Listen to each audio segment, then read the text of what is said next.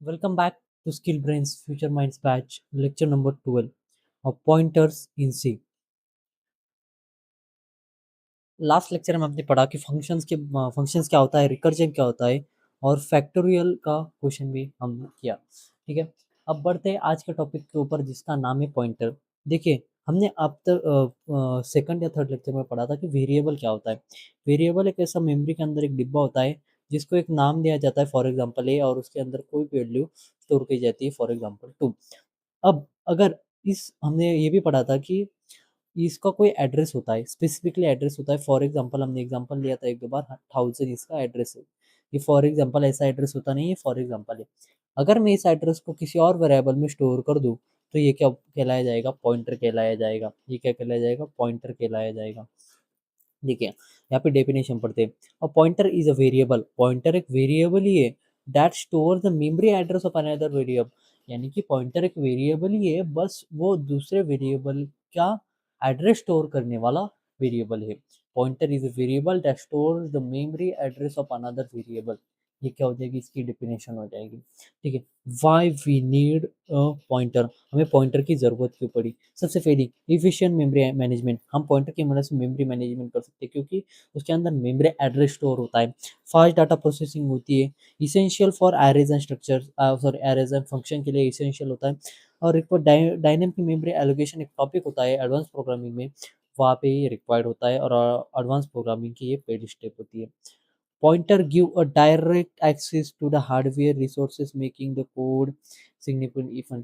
यानी कि ये डायरेक्टली हार्डवेयर एक्सेस देता है हमें। ये प्रो टिप है पॉइंटर्स के लिए। ठीक है, यहाँ तक समझ में आ गया होगा। तो हम आप पढ़ते हैं मेमोरी कंसेप्ट के बारे में, यानी कि मेमोरी कैसे बनती है। फॉर एग्जांपल मैंने यहाँ पे ये कैसे काम करता है ये समझते हैं। यहाँ पे वेरिएबल इस वेरिएबल वैल्यू है वेरिएबल की 10, एड्रेस 1000 है और पॉइंटर स्टोर कर रहा है 1000। कुछ इस प्रकार के ए नाम का वेरिएबल बनाया मैंने जिसमें 10 वैल्यू स्टोर की और उसका एड्रेस 1000 है। तो ये क्या हो जाएगा? ये वैल्यू किसमें स्टोर है? किसमें? ए में। 10 वैल्यू ए में स्टोर है और ए का एड्रेस 1000 है और ये 1000 पॉइंटर में स्टोर है। कैसे? 10 वैल्यू ए में स्टोर है, ए का एड्रेस 1000 है और 1000 वैल्यू पॉइंटर पी में स्टोर है। कुछ इस प्रकार से फ्लो चलता है। ठीक है, अब पढ़ते हैं एड्रेस ऑपरेटर के बारे में। एड्रेस ऑपरेटर हमने पहले भी पढ़ा था। एड्रेस ऑपरेटर हमने पहले भी पढ़ा था। The and operator is used to and operator हमने पहले भी पढ़ा था जिसमें हम क्या करते थे। हमने पढ़ा था कि एड्रेस ऑपरेटर क्या करता है, किसी भी वेरिएबल का एड्रेस रिटर्न करता है। फॉर एग्जांपल मैंने एंड ए लिखा तो ये रिटर्न क्या करेगा? ये ए वेरिएबल का एड्रेस रिटर्न करेगा जो जिसे हमें प्रोग्राम एग्जीक्यूट करना है। वहाँ पे देखिए, यहाँ पे हमने प्रिंट परसेंटेज पे हम एड्रेस प्रिंट के लिए करते हैं और यहाँ पे एंड ए का एड्रेस, यानी कि यहाँ पे प्रिंटफ स्टेटमेंट में ए वेरिएबल का एड्रेस प्रिंट हो जाएगा। सॉरी, पॉइंटर डिक्लेरेशन कैसे किया जाता है? Pointer declaration as same as variable declaration होता है, बस फर्क ये होता है यहाँ पे हम एस्टेरिस्क लगाते हैं। यहाँ पे इसे डी रेफरेंसेस ऑपरेटर पे कहा जाता है, बस इसके बारे में हम आगे पढ़ेंगे। डाटा टाइप लिखा जाता है पहले, फिर ये एस्टेरिस्क दिया जाता है, फिर पॉइंटर का नेम लिखा जाता है। यहाँ पे डाटा टाइप इंट हो सकता है और स्टार पिटियर हम ऐसा कुछ भी नाम उसको दे सकते हैं। ठीक है, अब पॉइंटर इनिशियलाइजेशन कैसी होती है? यहाँ पे पॉइंटर इनिशियलाइजेशन बहुत अच्छे से समझाई गई है। यहाँ पे हमने एक वेरिएबल बनाया जिसमें वैल्यू 10 स्टोर करवा दी। अब यहाँ पे मैंने डाटा टाइप लिखा है इंट। ठीक है, जो कि हमारे वेरिएबल का भी डाटा सेम डाटा टाइप है। एस्टरस यानी कि स्टार पिटियर, ये क्या हो गया? नाम हो गया। और equal to and a. And a यानी कि इसका मतलब क्या हो गया? ये एंड ऑपरेटर क्या करेगा? एड्रेस ऑपरेटर एंड का जो एड्रेस है वो रिटर्न कर देगा, फॉर एग्जाम्पल 1000। तो इसमें क्या स्टोर हो जाएगा? इसका मेमोरी एड्रेस स्टोर हो जाएगा। हमने यहाँ पे फॉर एग्जांपल 1000 पकड़ा है। ठीक है, अब अंडरस्टैंडिंग ऑफ पॉइंटर। अब ये पॉइंटर की कंसेप्ट कैसे हो? देखिए, ए इक्वल टू 10 ये क्या हो गई? वैल्यू असाइन हो गई किसी भी वेरिएबल को। और एंड ए क्या होगा? उसका एड्रेस रिटर्न कर रहा है उस पीटीआर वेरिएबल को, यानी कि पीटीआर पॉइंटर को। ठीक है, ये होती है पॉइंटर की कंसेप्ट। अगर अबर हमने जो अभी एस्टेरस लगाया, वो उसका काम क्या है? The asterisk यानी कि dereference operator is used to access the value store at the specific address of a pointer. For example, हमने एंड ऑपरेटर क्या पढ़ा था कि एड्रेस रिटर्न करता है, पर जो एस्टेरिस्क ऑपरेटर होता है वो वैल्यू रिटर्न करता है उस एड्रेस पे स्टोर। यानी कि मेरे पास 1000 एड्रेस है और 1000 एड्रेस से मुझे अगर कोई वैल्यू एक्सेस करवानी है तो मैं किसके थ्रू करवाऊंगा, एस्टेरिस्क ऑपरेटर से थ्रू उस वैल्यू को एक्सेस करवाऊंगा। ये कंप्लीट प्रोग्राम है, पर उससे पहले हम एक क्वेश्चन सॉल्व करते हैं जिससे आपको वो समझ में आ जाएगा। यहाँ पे बताया गया है कि क्रिएट अ वेरिएबल नम 50, यानी कि एक वेरिएबल बनाना है नम इक्वल टू 50 का, और क्रिएट करना है पॉइंटर और उससे प्रिंट करना है वैल्यू नम की, एड्रेस नम का, और वैल्यू यूजिंग पॉइंटर। ठीक है, ये तीनों कंसेप्ट यहाँ पे हम प्रोग्राम की मदद से समझेंगे। यहाँ पे देखिए एक प्रोग्राम लिखा गया है जिसमें हेडर फाइल इंक्लूड की गई है at the rate include stdio.h।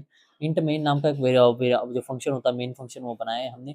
यहाँ पे इंट नम नाम का एक वेरिएबल बनाया है, उसके अंदर 50 वैल्यू स्टोर करवा दी, और इंट ptr यहाँ पे एस्टेरिस्क ऑपरेटर यूज करके हमने ptr बना दिया, यहाँ पे एक मतलब एक पॉइंटर बना दिया, और उसमें एंड नम यानी कि इसका एड्रेस इसमें स्टोर करवा दिया।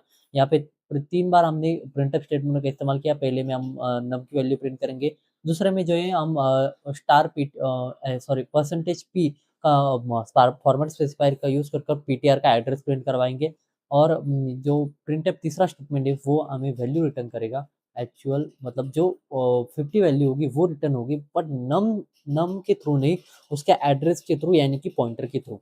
ठीक है, इस प्रोग्राम को एक बार रन बटन क्लिक कर रन करवाते ही कुछ इस प्रकार आउटपुट आ जाएगा।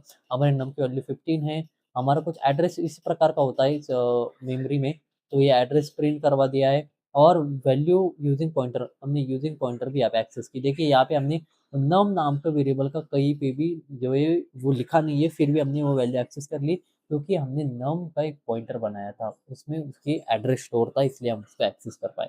ठीक है, बढ़ते हैं आगे। अब देखिए पॉइंटर डायग्राम कैसी होती है। पॉइंटर डायग्राम मैंने पहले भी आपको इसी लेक्चर में समझाया, बस आपको मैंने उसको नाम नहीं दिया। उसको कुछ इस प्रकार समझ सकते हैं हम कि फॉर एग्जांपल मैंने ए नाम का वेरिएबल बनाया, उसमें 10 वैल्यू स्टोर की, और उसका एड्रेस 1000 था, और इस 1000 ये 1000 एड्रेस किसमें स्टोर है, पॉइंटर में। अगर मैं इस 1000 एड्रेस को पॉइंट कर कर वैल्यू को प्रिंट करना चाहूँ तो ये 10 ही प्रिंट होगा। कुछ इस प्रकार होती है डायग्राम होती है पॉइंटर की। ठीक है, अ वेरिएबल वर्सेस पॉइंटर। अब वेरिएबल और पॉइंटर में क्या डिफरेंस है, वेरिएबल और पॉइंटर में कुछ इस प्रकार का डिफरेंस है कि वेरिएबल वैल्यू को स्टोर करता है और पॉइंटर उस वैल्यू के एड्रेस को स्टोर करता है।